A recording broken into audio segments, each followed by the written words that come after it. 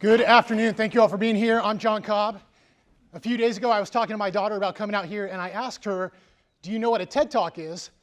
And she said, Dad, I'm 12 years old. Of course I know what a TikTok is. We all have our own perspective, right? My perspective started in the Marine Corps, and I learned a phrase in Marine Corps boot camp that I will never forget: instant obedience to orders. The idea is that you do whatever you're told, no matter how miserable it is, because you don't have a choice. And for a lot of reasons, that leadership style worked incredibly well in the military. Then I had my first daughter, and I couldn't understand. I would tell her to do something, and she wouldn't do it. It was like she never even considered doing what I told her to. I didn't even know that was an option. Now, don't get me wrong, I had some amazing leaders in the Marine Corps. But as I entered the business world, I learned more and more that the way leadership worked in the Marine Corps wasn't necessarily how leadership worked everywhere else.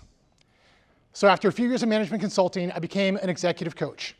And one day, I was meeting with a vice president at one of the largest companies in the world when she confessed that everything had fallen apart for her since her promotion. She had gone from 20 years rising like a rock star, flawless career, to feeling totally ineffective.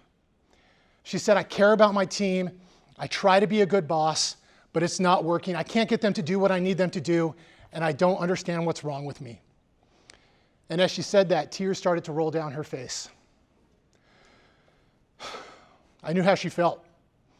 I knew what it was like to feel ineffective and unappreciated despite trying to be a good boss and working hard. I had actually gone from being ranked number one in my company to getting fired in one of my first leadership roles. But why? Why did I go from hero to zero overnight? Why was she so effective for 20 years but not in this new role? Why have I heard this story countless times from leaders with exceptional drive, intellectual horsepower, and emotional intelligence? The Center for Creative Leadership found that 40% of new leaders will fail within 18 months. 40%. The question is why? Now, sometimes leaders think that they have a strategy problem when they actually have a leadership problem. And so in order for us to address the root cause of what's going on, we have to be willing to acknowledge that maybe there's something about the way that we are leading that isn't working. What my team and I have found after working with thousands of leaders around the world, coaching and training, is that great leaders fail most often when they take a one-size-fits-all approach at the moment they most need to change. They double down on what's worked for them in the past because it's familiar, and maybe they don't know what else to do. You see, leaders get stuck. They get fixated on the one thing they think they need to do. In other words, they get a case of the justs. If I could just convince my team how much I care about them, then they would stop letting me down. Or if I keep cranking up the heat, eventually they're going to get it done. Or maybe if they would just trust me, then we would have solved this problem already. Unfortunately, there's no silver bullet to solve all of your leadership challenges, though, because your people are different. They have their own justs. Some people just want to do great work. Some people just want to make more. That's okay. Some people are desperate to be left alone long enough to prove to you that they'll get it done without you constantly looking over their shoulder. If we try to be the same type of leader to all of these different people in different phases of life, then they will constantly fall short of their potential, and so will we. We have to adapt our approach. Now, you might say that people are either motivated or unmotivated, but of course we are all motivated by something. The question is, what exactly are the people on your team motivated by? If they seem unmotivated, maybe it's because they haven't gotten the right incentive. You think about putting diesel in a gas truck, right? You're not going to get very far, and it's not the truck's fault. At DLU, we teach people how to quickly identify the right approach for every situation, for every unique person, and how to recognize when something isn't working. And to do that, we've developed the 4 approaches of the dynamic leadership framework. Now, some of you might be saying, I've been stuck for a while, my team is having trouble, maybe this is what I need. And there might be some of you that are saying, my team's been stuck for a while, Maybe this is what my boss needs, because whatever we're doing is not working. Either way, here we go. First up, we have the astronomer. The astronomer is all about vision and inspiring us and ideas. The astronomer shows us a picture of how great the future is going to be. They can see how the stars align. One Gallup poll across 52 countries found that by far the most important attribute for an effective leader was that they know how to inspire us. They can give us a compelling vision of hope for the future. As one French writer put it, if you want to build a ship, don't herd people together to go collect wood. Don't assign people tasks in work, but rather teach them to long for the endless immensity of the sea. Or as one ancient king put it, without a vision, the people perish. We have to provide a vision of where we're going. But you can't stop there. Leaders who only talk about the big picture or the future are seen as disconnected. They're up in an ivory tower somewhere. You also have to connect with your people on the ground, and that's why we have the coach. The coach is all about people and relationships and trust. Trust is the glue that holds teams together.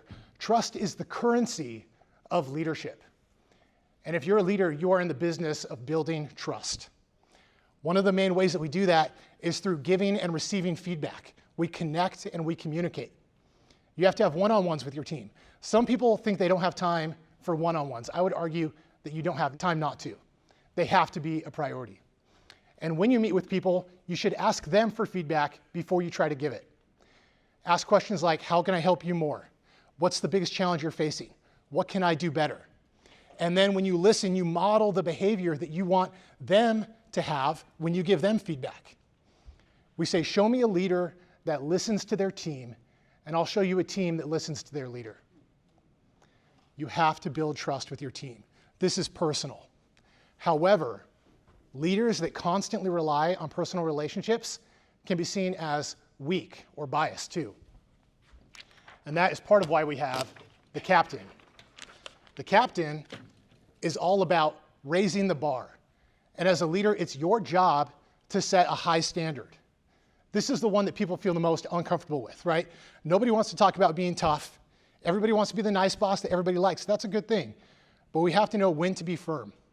And unfortunately, there are times when people will take advantage of your kindness, and you have to set a high standard. Sometimes you have to be the captain. But remember that leaders who constantly rely on their authority and set impossible standards are seen as dictators.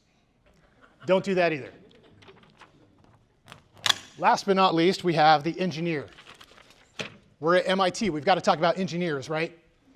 The engineer is about doing the actual work. Imagine that, executing the actual work. The engineer brings speed, efficiency, quality, focus, energy, and experience to the team. It's about rolling up your sleeves and getting into the weeds with them, standing shoulder to shoulder with them on the front lines. And it doesn't matter how senior you are, you have to spend some time on the front lines with your team. But remember that leaders who are constantly in the weeds are seen as micromanagers. So you can see that there is a time and a place for each one of these, but if you stay in one too long, that's not good either. Now let's say that you're a good coach, okay?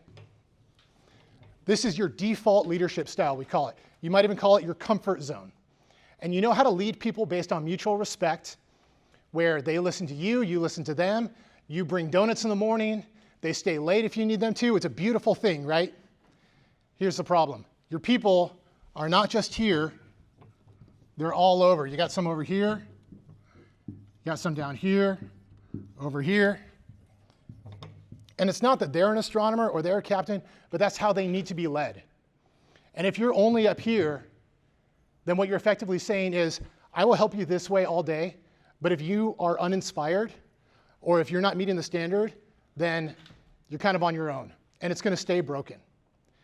As a leader, we cannot afford to ignore 3/4 of the impact that we need to have, because this is where we're comfortable. So what we need to do is expand our comfort zone and our skills to meet people where they are. Now, some people try and pull everyone to them. This is how I lead. This is how we do things.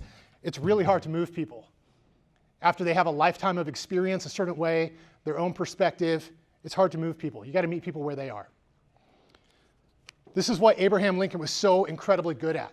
He would literally go meet people where they were. Instead of making them come to the White House, he would go and he would knock on their front doors. He would go visit them at their offices as the President of the United States. And when he went there, he would listen to them first. He was able to speak to people in a way that connected and resonated because he listened first. And that's what empathy is. It's seeking to understand before we seek to be understood. We have to meet people where they are. And we have to recognize that meeting people where they are is not an act of compromise or coercion. It's an act of character. Now, some people might say that as a leader, you need to be consistent. People need to know what to expect from you. But that puts us in a box. And when people always act the same way, we think of them as being on autopilot or one-dimensional, don't we? But what happens when you go to a leader who's usually too busy to talk and they give you their undivided attention? What happens when you go to a leader who usually makes decisions on their own and they say, this is really important, we need to talk to the whole team? Or when you go to someone who's usually slow to make a decision and they make one right away? It turns out that when leaders surprise us in these ways, we gain a far deeper respect for them. Now, none of this is my opinion, just my opinion. And of course, I didn't invent the concept of adapting to your environment, okay? Cavemen and women did a long, long time ago. My goal is to help leaders adapt to this wisdom and insight coming out of Harvard and so many great minds around the world. Nothing is more rewarding for me than seeing a leader start to step into their potential. I will move mountains to help you grow and succeed as a leader. As my senior drill instructor once told us, I will not give up on you, even when some of you have given up on yourselves. You see, great leaders are not in the business of competing with other talented people. We cultivate other people's talents. That's what we do. So 3 steps for you to be a successful leader. Number 1, get to know your default leadership style and your strengths. Number 2, know what other approaches work well and when to use them. And number 3, get to know your people really, really well. From small startups to Fortune 500s and nonprofits to federal agencies, the world is in desperate need of leaders who can bring us together to solve our biggest problems. And it doesn't matter if you've ever led another person before or not. There is a great leader inside of each and every one of you. So I challenge you to become a great dynamic leader, to meet people where they are. And if you can do that, you'll bring out the best in people all around you and have a profound impact everywhere you go. Thank you.